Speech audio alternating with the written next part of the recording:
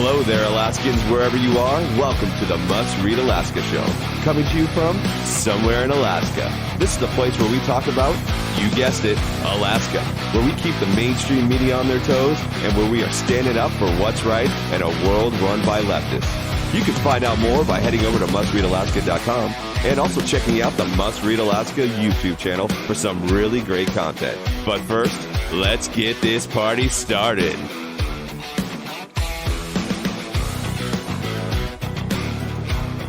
Well, what's good, Alaska? This is Scott Levesque, and of course, you're listening to the Daily Dose of the Must Read Alaska podcast. Hey, thanks, everybody. It's a Friday. It is a beautiful day, but it is chilly out there, and we are ending the week with some discussion about big news today. But before we get into any of that, I want to thank you all. We have seen 120 reviews on the Apple podcast, and we want to try to get to 150. So you guys know the drill. If you got a second, give us a 5-star review, and we'd love it. And if you're one of those, as we've talked about before, those extra mile people, you can go ahead and give us a written review. We've seen plenty of those, and we truly do appreciate those.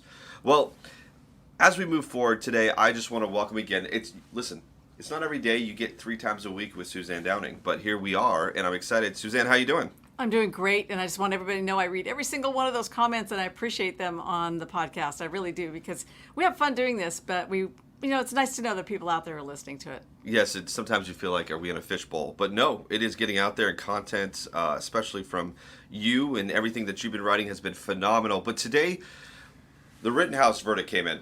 Yeah. Big day. Wow. Huge day. And on Must Read Alaska, you did write a column. I think because of just the magnitude of this case, you wrote a column. It's under the heading, Suzanne Downing, in Rittenhouse verdict, the real justice is now Kyle's case against the media, politicians, celebrities, and perhaps the president himself.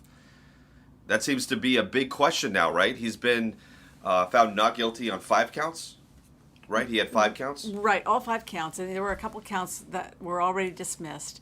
So as everybody who's listening to this already knows, these counts today he was acquitted on.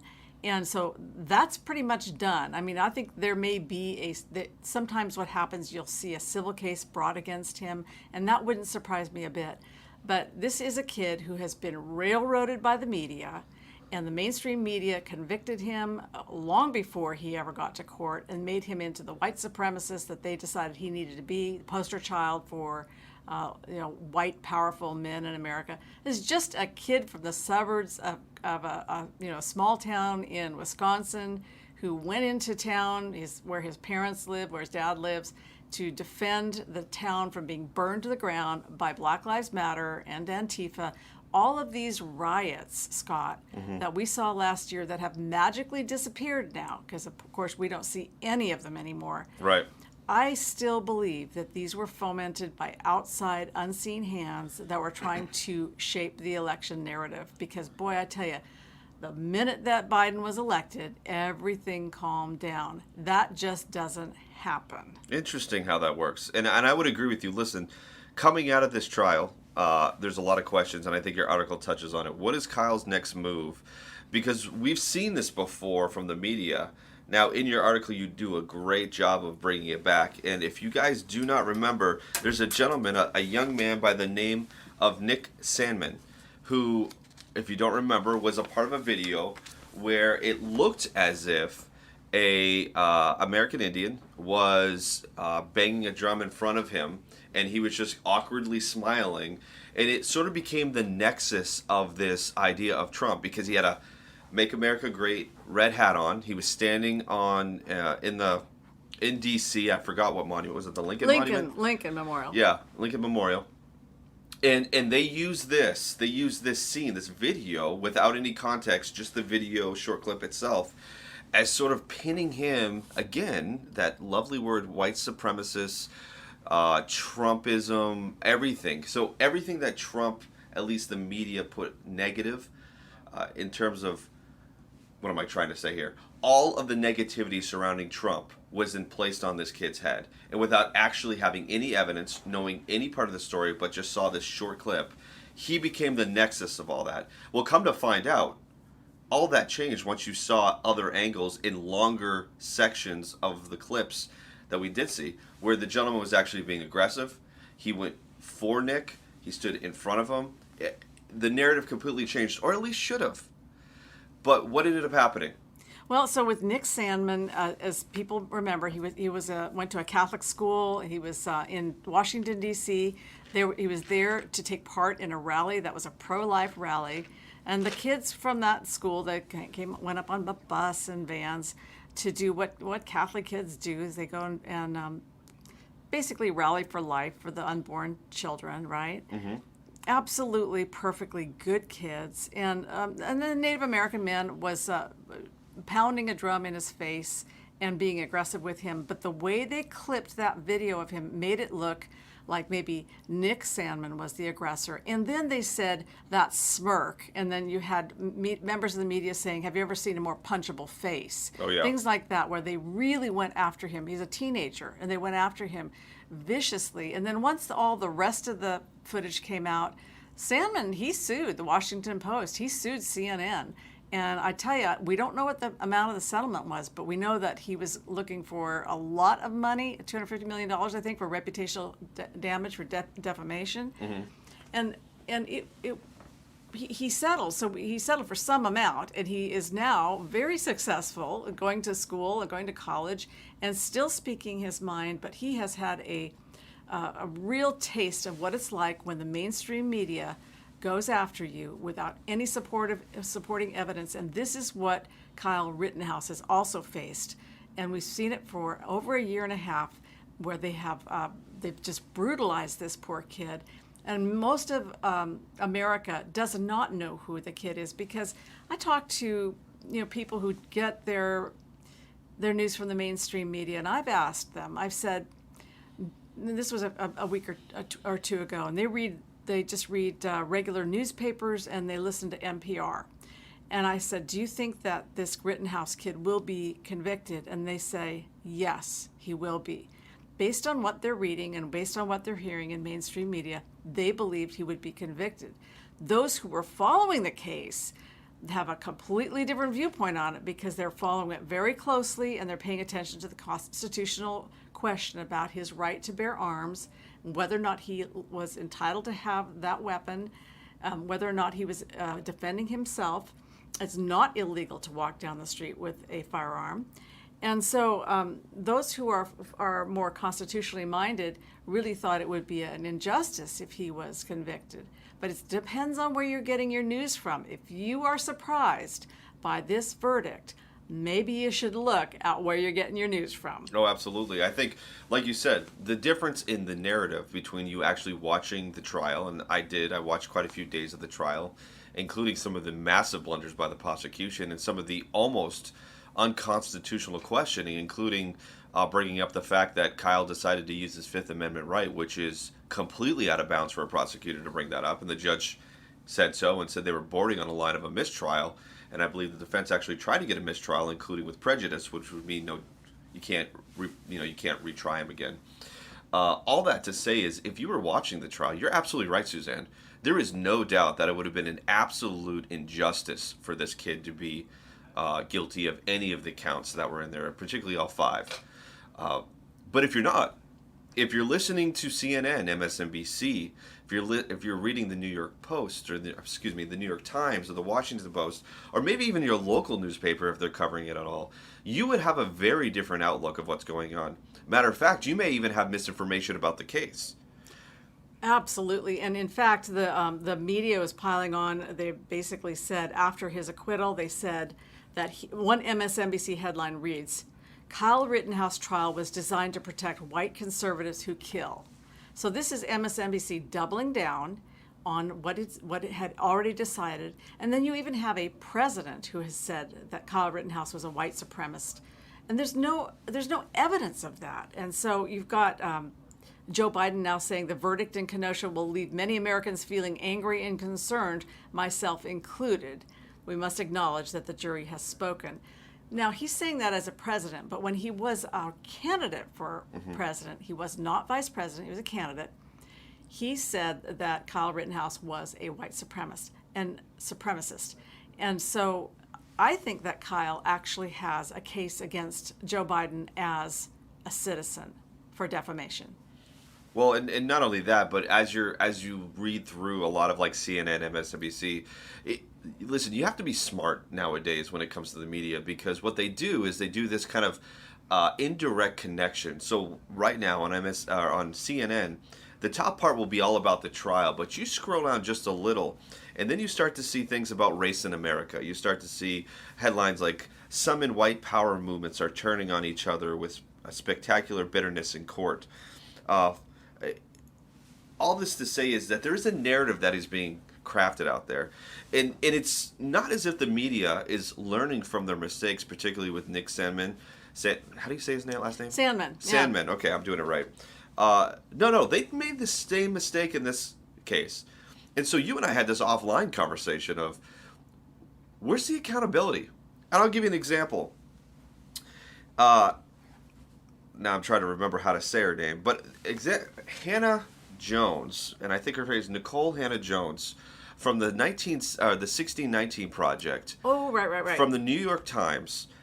Today, when the verdict was already read, found not guilty on 5, this is what she tweeted out, and I've got a screenshot. And it says this: he, meaning Kyle, carried a gun he could not legally have illegally across state lines and killed 2 people. But sure, you all believe in law and order. Now, on the face of that, you're like, man, she must be upset. There's a really important and very misleading thing in this, which is he did not cross state lines with that AR-15. It was bought in Wisconsin, and he was in Wisconsin. Right. There was no crossing of the border, which is a massive federal offense to do that. Right. Here we are, November 19th, the verdict's out, and there's still, this person works for the New York Times, still misinformation being spread on social media. And yet I don't see any of the big tech people going, well, we're going to fact check you. No.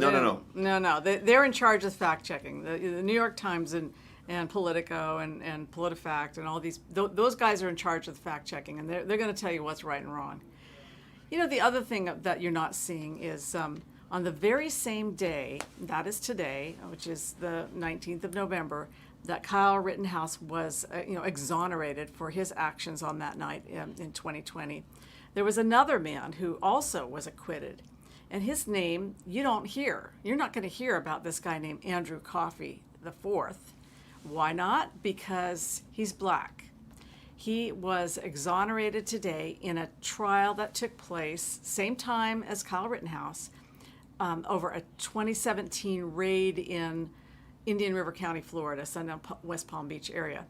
So the cops came, the federal agents came to his house. They had their weapons. He fired back. He killed. His girlfriend died in the firefight, and he was acquitted today of shooting or throwing a deadly missile. They were coming to look for drugs. This guy was a known felon. He shouldn't have been in possession of a firearm. 5 of the 6 counts were dismissed because he said it was self-defense because he did not know they were federal agents. And that's legit. I get that. Mm-hmm. If they did not declare, he probably was rightfully had those counts dismissed of murder or an unintentional homicide. But the reality is you're not hearing about that case because you're only hearing about the fixation that the mainstream media has on how bad whites are and how bad white kids are, especially white males. Mm-hmm. Heaven forbids. It's really tough right now being a young white male being raised because everybody's telling you that you have inherited racism and you have no choice in your life. You're just going to be a white supremacist. But here we have in Florida, this guy is exonerated, and it was also a just verdict. And I just, applaud him. I applaud his attorneys for. Yeah. Now, he did get convicted on the one count, which was he was a felon in possession of a firearm. That he probably just served the time served, and they'll let him go. Well, and again, it's the idea that we are now ignoring just anything else to create the narrative. Mm-hmm. And I think what's really interesting is a couple things. Number one is the fact that we talked about before, we had mentioned this, big tech, that includes, in this particular case with Kyle, the fact that he had his GoFundMe account removed and revoked so he couldn't raise money for his defense, correct? Right, and where's the justice in that you can't raise money for your defense? Yeah, because a tech company decides that they don't, not only do they not know anything about the case, they just don't want the blowback based on what the narrative is going to be coming out. I mean, it's pretty easy to see what was going to be happening from this. People spent no time, even as we just talked about with Miss Nicole Hanna from the New York Times, still doesn't know the facts of the case. Or refuses to identify. And I'm going to just say, the GoFundMe, that company is chicken shit. I'm just going to say it on the air. They are horrible for having, banned him from being able to raise money for his own defense. What's the matter with corporate America that they can't see that that's an injustice? Well, not only that, but clearly, if you were following the case and looked at all of the evidence that was actually presented, not surprise evidence from the prosecution, it was clear that Kyle was in defense of himself. He was allowed to use deadly force because deadly force was being used against him. And so you could see that with the fact that all 5 accounts were found not guilty. But at the end of the day, big tech and big business, particularly when we're talking about GoFundMe, really is when are we going to hold everybody accountable for this? And look, we're in the media business, okay? We're in the blogosphere, we're in the online business. And one of the things that I think is just astounding is when you get it wrong, don't double and triple down on it. Just don't do it. It's absolutely insane. And like you said, and you brought this up before, the fact that nobody, and I mean nobody, is talking about this case with AJ, I guess Andrew Coffey, the fourth. Nobody's talking about that, but the cases are very similar. Very similar. And nobody wants to talk about that because you know why? It destroys that narrative. Right. It destroys the narrative that this man was able to claim self-defense, was able to prove self-defense, and now he's been exonerated from those particular charges, not the weapons charge, but I think it was second-degree murder and a couple of attempted first-degree murder charges, which are big deals. Oh yeah, of a law enforcement officer. And Yeah. so I mean, so these things are comparable, and the fact that we're not seeing that in the media, it really shows you that the media, they fixate, they act like herd animals. And I know I've been a member of the media in the past, and I see myself as a slightly different animal now because I'm a heavy critic of the mainstream media because I saw how it was done, I see how it's done now, and the people who are in the media, they are all part of a special kind of a club, and they like to reinforce each other, they like to be accepted by each other, and alternate voices are not accepted. Conservative voices are not accepted in that club. And so what happens is they get into being a little bit of a bubble, and of course they all see working for the Washington Post or the New York Times as that is grasping the golden ring for them. So they want to echo the behaviors that will get them those kind of jobs. So they're going to echo the behaviors that would be accepted by people like this Nicole Hanna Jones, so the 1619 Project, and the editors at the New York Times, the editors at the Post, who, they think that they are neutral. But we choose to disagree with them on that. Exactly. And like I said, the promulgation of misinformation based on the ideology and that being accepted in big tech, including Twitter, when, like you said, Nicole Hanna Jones clearly today is misrepresenting the case and saying, hey, this kid brought across state lines an illegal firearm. That's just not true. That's just not true. And yet, I don't see anything. I don't know if the tweet is still up. Now, there was an individual who screenshotted it so that if it was taken down, which I am not going to go back right now and look, but if it was taken down, where's the justice in this? This kid is 17 years old when this happens. Yeah, he's 18 now. He's 18 now. He was 17 when this took place. Thrusted, much like Nick Sandmann, into the public eye, was lied about, was placed, everything that the media is trying to place on Donald Trump and a lot of others that are in his camp was all just showered on him as a 17-year-old kid unfairly. People like the president during his campaign called him a white supremacist. That's still promulgated now, that narrative. They've looked at his phones, they looked through his records. He has no link to a militia, he has no link to white supremacy groups. That's just a false narrative that's continually promulgated. And to this day, all of the investigation says, nope, he has no link to a militia, has no link to any white supremacy groups. Yet here we are again. If you're a white male, that's what you are if you go against anything that's on the left. If you're a white male, you're this. And I gotta say, I'm curious as to when this is going to end. and how it will, right? So the idea is that white men are the problem. That's just what it is out there. Right. That is the narrative. If you're a white male and you're not on the left, you are a problem. Right.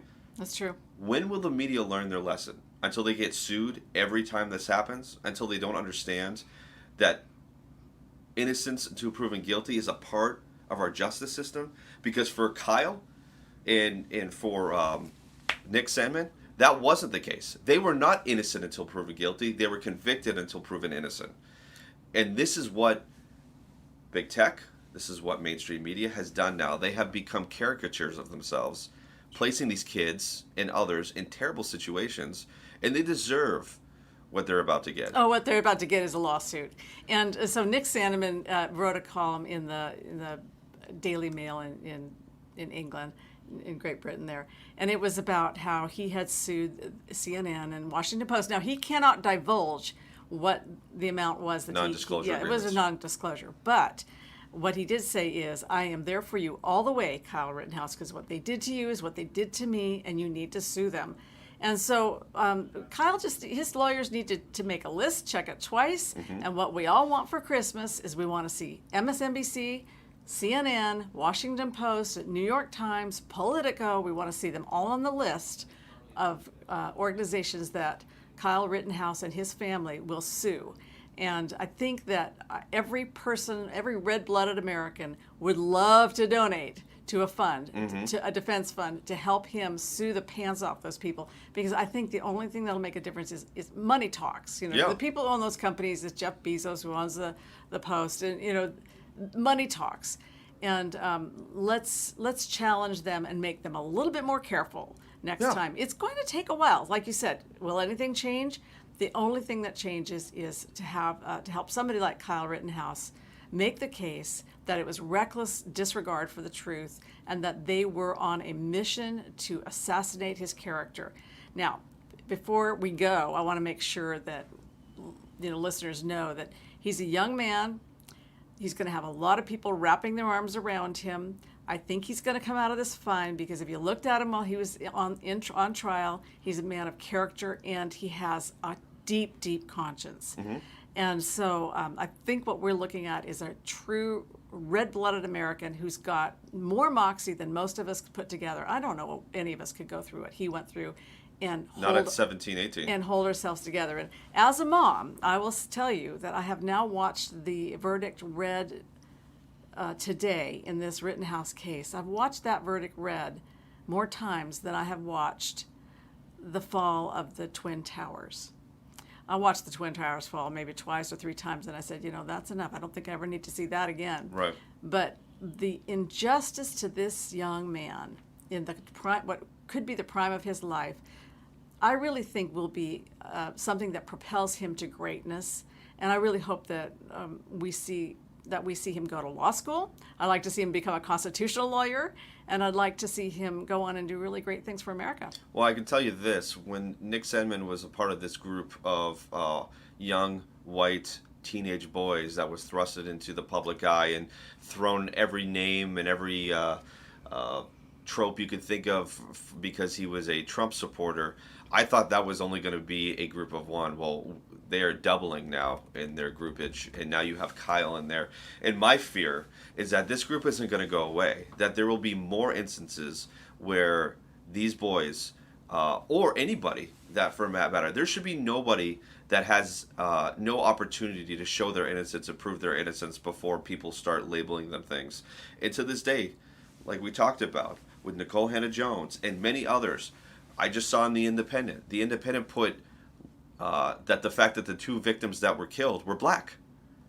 That's not right. That's not right at all. I mean, this is the problem we have. Big newspapers are getting it wrong, and they retracted that. You won't find it on the Independent website anymore, but it was there, and I got a screenshot of that. Oh, here's one for you. The head of the Democratic Congressional Campaign Committee, who's Sean Patrick Maloney, he issued a statement today saying, "It's disgusting and disturbing that someone was able to carry a loaded assault rifle, whatever that is, into a protest against the unjust killing of Jacob Blake, unarmed black man, and take the lives of two people and injure another." And face absolutely no consequences. For one thing, Jacob Blake was not killed. That was part of the whole protest. Jacob Blake was not killed. He was paralyzed, and by the way, he had brought a knife fight into a situation, and the police officers did shoot him in the back. There's no question that there was an incident. Police officers shot him in the back, but he had a knife. And so even the head of the Democratic Congressional Campaign Committee, they are telling lies. By the way, there wasn't just a march. It was rioting. It was burning the city down. You can see it in all the videos. Yeah. I mean, it's not a peaceful march. protests No. that were a little bit out of control. It was rioting. And here's what I'm hoping. We've got to get back to Big J journalism.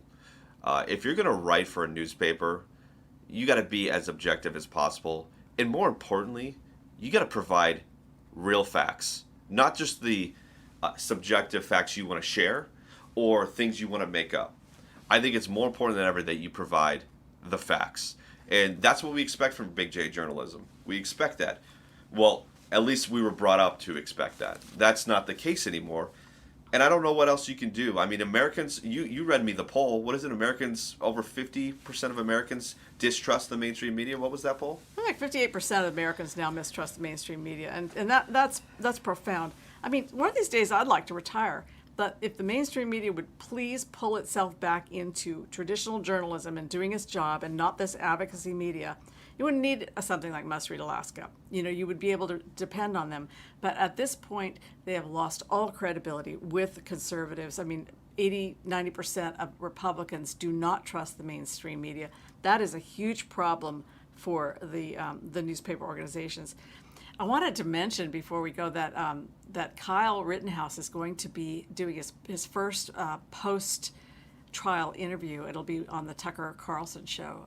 Tucker's getting them all, isn't he? On Monday, so that ought to be good. Man, Tucker is getting them all. I mean, Tucker, Daily Caller, Daily Wire, Must Read Alaska.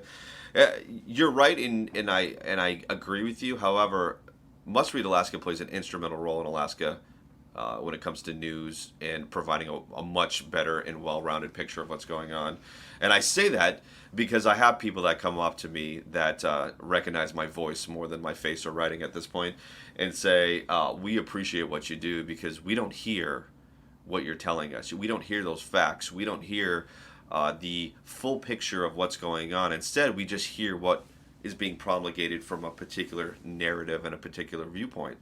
And I think it's, that's why mainstream media and legacy media are so mad at guys like Joe Rogan or Ben Shapiro or Charlie Kirk or even the Daily Caller with Tucker Carlson and all these internet websites that are news-based is because they're becoming more and more irrelevant because people have a harder time trusting what's coming from them. So why would you go to a New York Times to get what you consider objective journalism when you know it's very much subjective, narrative-based commentary more than journalism, I would say. And this all started back in the 70s with sort of the new journalism, and it was kind of it's where writers interjected themselves into the stories a lot, and it just sort of became a fad to be a new journalist, and the Watergate, that was a it was thing. like gonzo journalism. It was gonzo journalism. Yeah, what was that guy's name? Hunter S. Thompson, and the Merry Pranksters. He wrote Fear and Loathing in Las Vegas. Fear and Loathing, and that was all the new journalism. It was just interjecting yourself. And so this,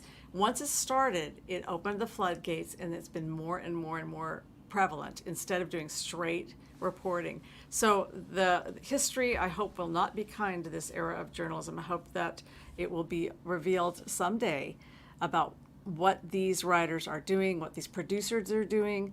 Reporters are not honest brokers anymore of the news. Well, all you can hope is those coming up will use these two case studies, particularly in media and journalism, to realize maybe I should wait and stick to the facts instead of reporting what I hope or what I at least think is going to happen. They'll get kicked out of the club if they do that right now. Right now. Well, like I said, sites like Must Read Alaska there you go.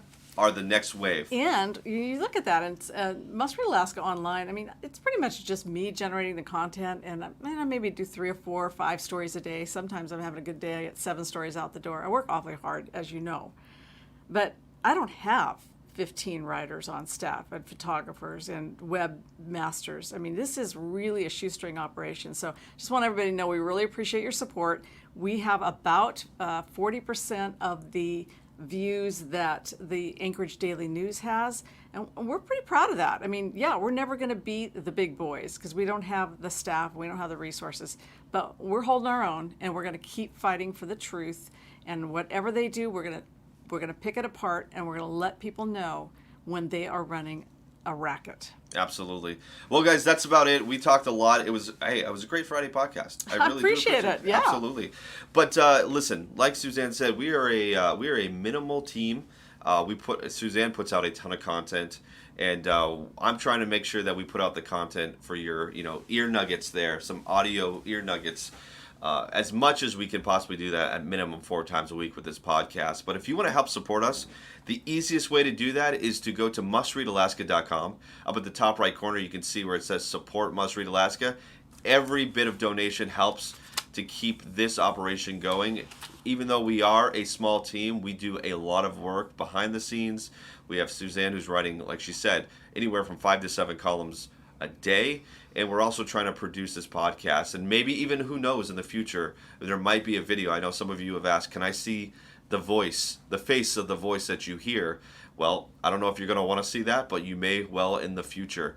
But go ahead and go to mustreadalaska.com and hit that donation button. Also, if you haven't yet, I'd love to have you guys like us on Facebook. We're almost at 25,000 likes. We want to get there at least by the end of this month, if not by the end of the year. And also, subscribe and hit that notification bell on YouTube. We would love to have you follow us on there. We got great video content as well. Of course, you can get us on Parler, Twitter, MeWe, Rumble, the works on there. It's all under the same handle, Must Read Alaska, all one word. Well, guys, thank you so much for joining with us on this Friday. Hopefully, this gives you a little bit of perspective on what we think. And we will see you Monday, because we've got a special guest. And I'm not going to give it away except for you want to hear from this guest. This guest is not short of words, and very spunky is maybe a key word there. She's short of stature, but she packs a punch. She does. For sure. So until Monday, guys, take care, Alaska.